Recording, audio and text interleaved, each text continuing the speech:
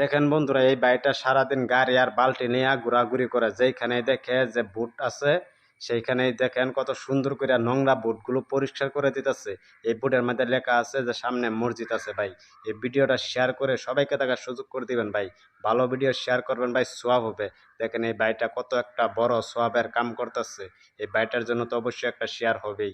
দেখেন কত সুন্দর করে সে সাপ পানি দিয়ে পরিষ্কার করে দিতেছে, যাতে লেখাগুলো মানুষে স্পষ্ট করে দেখতে পারে যে সামনে একটা মসজিদ আছে। এই বাড়িটার জন্য সবাই দোয়া করবেন, অবশ্যই অন্যকে দেখার সুযোগ করে দিবেন। দেখেন কত সুন্দর করে সে পরিষ্কার করতেছে। এই বাড়িটার লেগে সবাই দোয়া করবেন।